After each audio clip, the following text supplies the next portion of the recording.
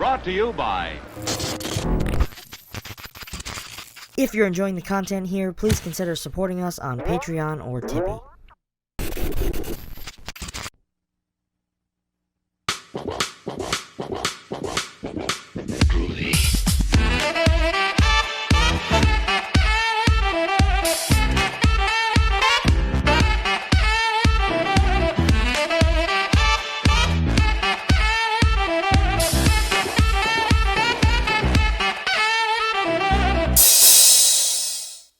Hello friends, welcome back to ETF, where today we return to the shadow of the Overlook, weighed down by the blackened stain that it has left upon the life of Danny Torrance, who struggles to find his way in the world while simultaneously sinking into the depths of his own pain.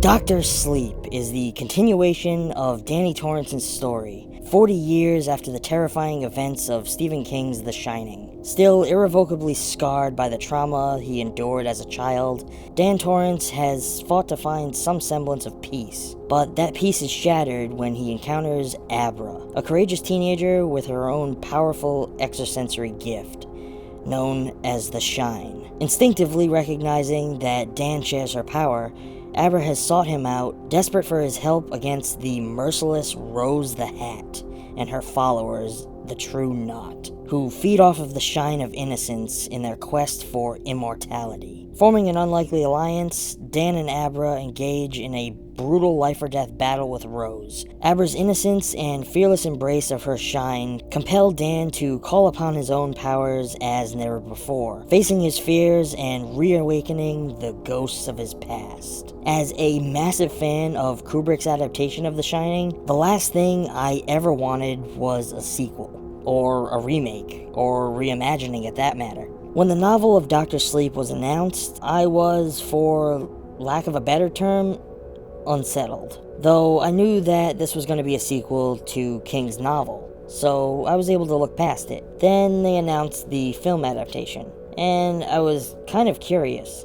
I assumed that they were going to make it as a standalone film that referenced the events of the Shining novel, given that there had never been a proper adaptation of the source material outside of the miniseries. So you can imagine my surprise when I watched the first trailer and saw that the intent was to create a sequel to Kubrick's film that blended into the elements of the Dr. Sleep novel. I felt that this was a bold move, to say the least, but the fact that Michael Flanagan was at the helm gave me ease.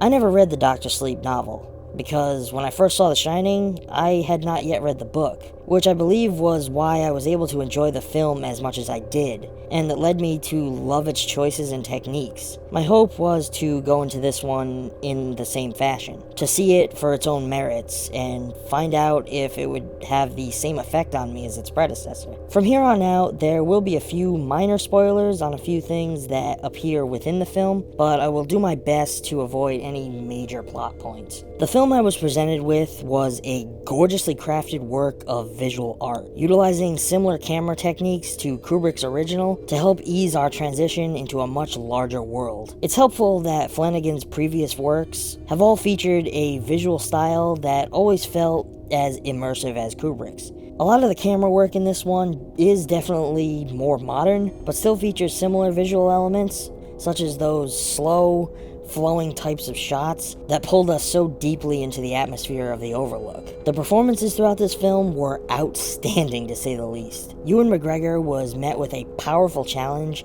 in taking up the role of an older Danny Torrance. Not only is he tasked with living up to that original performance from Danny Lloyd, but he needed to live up to audiences' expectations on what an older Danny would be like, following his experiences and tragedies at the Overlook. I personally thought he created a fully captivating performance, and to me, he felt like what I would have expected Danny to be like as an adult. He was still timid, still reserved, and kept himself hidden from the world. As he describes it, running away from himself. Kylie Curran delivers an incredibly compelling performance that stands toe-to-toe with every seasoned actor around her, holding her own against Ewan McGregor so well. I feel that she no doubt has a bright future ahead of her following this film. And Rebecca Ferguson brings an incredibly strong performance as Rose the Hat. She creates a villain that was easily relatable and easily understood, while playing up her menace without flaw. We get to see glimpses into the past film, where we get a recasting of Wendy Torrance,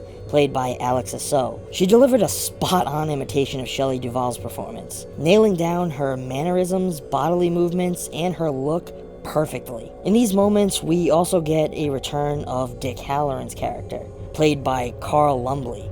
And much like Alex, he perfectly captures the performance of Scatman Carruthers, right down to the way he purses his lips and pushes out his chin slightly. Which actually leads me to an interesting observation. I went into this sort of expecting the filmmakers to reuse shots from the original film, when needed in flashbacks and things of that nature. However, they took me by surprise by taking the initiative to reshoot and recreate certain key sequences shot for shot, which I feel helped this film feel a little like its own entity, but still connected it to the events that we all know. The climax of this film brings us to a place that I feel many people out there might see as sort of heavy-handed. Much of the nostalgia factor that we all have come to expect from the trailers is held off to the third act of the film, which I do feel was a smart choice, because then we're given almost 2 hours of runtime to become invested in this story before being hit with all of that. Plus, I feel like holding off that long made the moment when you realize what is happening so much more powerful. Like I said, guys, I never wanted there to be a follow-up to The Shining, but since one now exists, I feel that this was the best sequel to Kubrick's original film that we could have ever gotten. This was a highly immersive, visually stunning film that invested me so heavily into its characters. With every shot and performance so painstakingly crafted, from start to finish, I had no trouble being drawn into this narrative experience that both paid homage to a film that I love by reintroducing elements that I have grown so accustomed to, and elevating the stakes by expanding the mythology, taking us beyond the walls of the Overlook and into the vast unknowns of those who shine. All of this comes enveloped in a powerfully haunting score that both utilizes and possibly recreates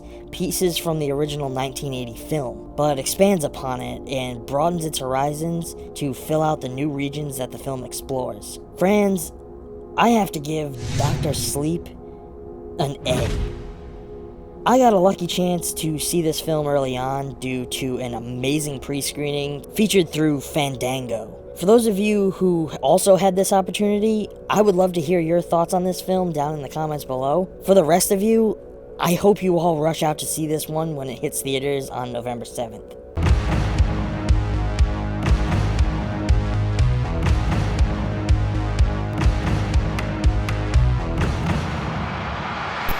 If you enjoyed today's video, please feel free to let me know. It's just a quick scroll down there to that comment section below. If you're enjoying the channel more than words can describe, shoot me a thumbs up and feel free to subscribe.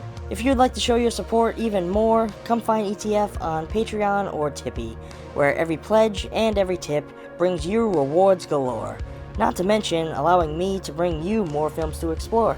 But all jokes and rhymes aside, if you have any films that you would like me to check out, or that you might like to see reviewed on this channel, feel free to reach out to me here down in the comments, or over on Facebook, Instagram, or Twitter, and I will catch you all next time. Thanks for watching.